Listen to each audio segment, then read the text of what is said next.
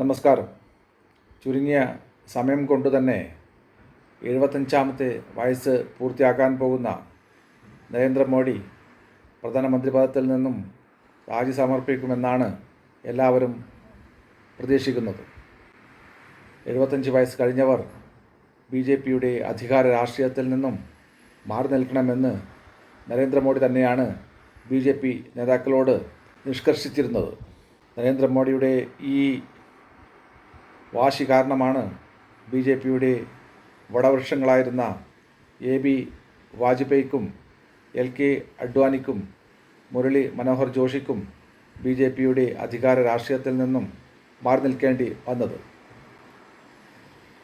BJPയെ ഇന്ത്യയിൽ വളർത്തി വലുതാക്കുന്നതിൽ പ്രധാന പങ്കുവഹിച്ച അടൽ ബിഹാരി വാജ്പേയിയെയും മുരളി മനോഹർ ജോഷിയെയും LK അഡ്വാനിയെയും പോലുള്ള BJP നേതാക്കളെ അധികാര രാഷ്ട്രീയത്തിൽ നിന്നും 75 വയസ്സായി എന്നതിൻ്റെ പേരിൽ മാറ്റി നിർത്തിയ നരേന്ദ്രമോദിയുടെ വയസ്സ് അടുത്തു തന്നെ 75ആകാൻ പോകുന്ന ഈ അവസരത്തിൽ നരേന്ദ്രമോദി പ്രധാനമന്ത്രി പദത്തിൽ നിന്നും രാജിവെക്കുമോ എന്നാണ് ഇന്ത്യ രാജ്യം ഇപ്പോൾ ഉറ്റുനോക്കിക്കൊണ്ടിരിക്കുന്നത്.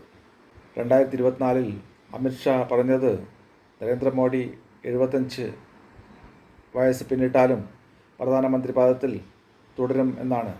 അങ്ങനെ നരേന്ദ്രമോദി അധികാരത്തിൽ കടിഞ്ഞു തൂങ്ങാൻ ശ്രമിക്കുകയാണെങ്കിൽ BJPയെ കൺട്രോൾ ചെയ്തുകൊണ്ടിരിക്കുന്ന RSS നേതാക്കളുടെ സ്റ്റാൻഡ് ഇക്കാര്യത്തിൽ എന്തായിരിക്കും എന്നാണ് എല്ലാവരും നോക്കിക്കാണുന്നത്.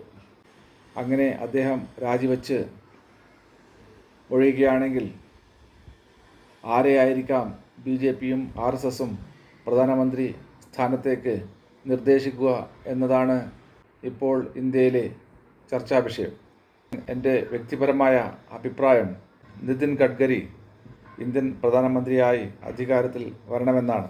മഹാരാഷ്ട്ര സംസ്ഥാന മന്ത്രിയായിരുന്ന അദ്ദേഹം മഹാരാഷ്ട്രയുടെ അടിസ്ഥാന വികസനത്തിന് വേണ്ടി വളരെയധികം വലിയ സംഭാവനകളാണ് ചെയ്തിട്ടുള്ളത്.